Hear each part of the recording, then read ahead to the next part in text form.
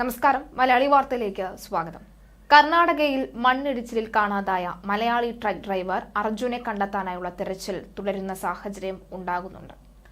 സത്യത്തിൽ അർജുനെ കണ്ടെത്താനുള്ള തിരച്ചിൽ നടക്കുന്നുണ്ടോ? കർണാടകയിൽ എന്താണ് സംഭവിക്കുന്നത്? ആദ്യഘട്ടത്തിലൊക്കെ മാധ്യമങ്ങളെ അങ്ങോട്ടേക്ക് പ്രവേശിപ്പിക്കാൻ പോലും അവർ മടി കാണിച്ചിരുന്നു. കുന്ന് ഏത് നിമിഷവും ഇടിഞ്ഞു വീഴാനുള്ള സാധ്യത ഇനിയുമുണ്ട്, അതുകൊണ്ട് തന്നെ നിങ്ങളുടെ ജീവൻ ഞങ്ങൾക്ക് വലുതാണ്, നിങ്ങൾ ഇവിടുന്ന് മാറി നിൽക്കണം എന്നായിരുന്നു. എന്നാൽ കഴിഞ്ഞ ദിവസം വൈകുന്നേരം അവിടേക്കെത്തിയ മാധ്യമപ്രവർത്തകരെ തടയാനോ അവിടേക്ക് പോകണ്ട എന്ന് പറയുവാനോ ആരുമില്ലായിരുന്നു.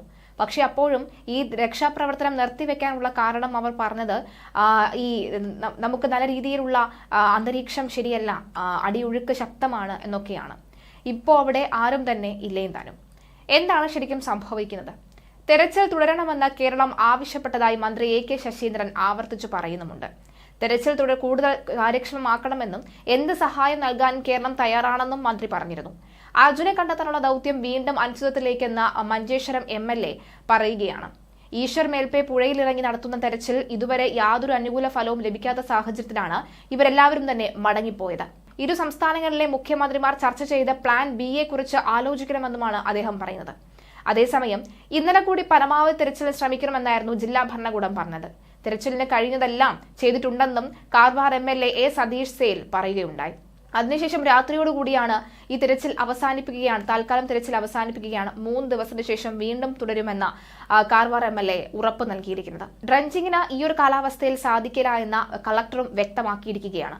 ഗംഗാവലി അപകടം നിറഞ്ഞ നദിയാണ് എന്നും ഇങ്ങനെയൊരു ദൗത്യം ആദ്യമെന്നും ഈശ്വർ മേൽപ്പെ പറഞ്ഞിരുന്നു. സ്വന്തം റിസ്കിലാണ് പുഴയിൽ ഇറങ്ങുന്നത്.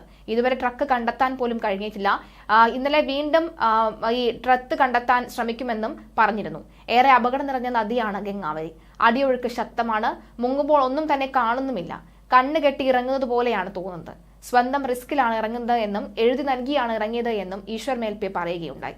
ജൂലൈ 16 രാവിലെയാണ് മണ്ണിടിഞ്ഞ് കോഴിക്കോട് കണ്ണാടിക്കൽ സ്വദേശി അർജുൻ ഓടിച്ചിരുന്ന ട്രക്കും അർജുനെയും കാണാതായത്. ഈ ദൗത്യം കഴിഞ്ഞാൽ ഇനി എന്താണ് ചെയ്യുക എന്നതിൽ ആർക്കും തന്നെ വ്യക്തമായ ഉത്തരമില്ല. അടുത്തത് എന്ത് എന്ന ചോദ്യമാണ് ഇനി മുന്നിലുള്ളത്.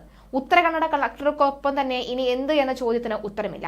ഇക്കാര്യം ചർച്ച ചെയ്ത് തീരുമാനിക്കണം എന്നും നിലവിൽ തെരച്ചിൽ അനിശ്ചിതത്വത്തിലേക്കാണ് എന്നും ഇരു സംസ്ഥാനങ്ങളിലെ മുഖ്യമന്ത്രിമാർ ചർച്ച ചെയ്ത പ്ലാൻ B യെക്കുറിച്ച് ആലോചിക്കണമെന്നുമാണ് MLA കൂട്ടിച്ചേർത്തത്.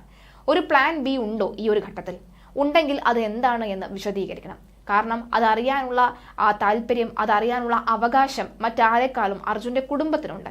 അർജുന്റെ കുടുംബാംഗങ്ങളുടെ വിഷമവും അവരുടെ മുഖവും കണ്ട് സഹിക്കാൻ വയ്യ എന്നാണ് ഈശ്വർ മാൽപെ പറയുന്നത്. എപ്പോൾ വിളിച്ചാലും വരാൻ തയ്യാറാണെന്നാണ് അദ്ദേഹം കഴിഞ്ഞ ദിവസം പറഞ്ഞത്. കണ്ണ് മൂടിക്കെട്ടിയ അവസ്ഥയിലാണ് താഴേക്ക് ഇറങ്ങുന്നത്. അതുകൊണ്ട് തന്നെ ഒന്നും തന്നെ വ്യക്തവുമല്ല.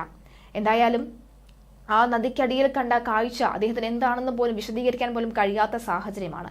എന്തായാലും ഇന്ന് അവിടെ ആരുമില്ലാത്ത രീതിയിൽ അനാഥമായി തന്നെ നിൽക്കുകയാണ്. ഇനി നദിയുടെ ഒഴുക്കൊന്നു കുറഞ്ഞതിന് ശേഷം മാത്രമേ കാര്യങ്ങൾ ഇനി കൂടുതൽ കണ്ടെത്താൻ കഴിയുകയുള്ളൂ എന്നാണ് റിപ്പോർട്ടുകൾ.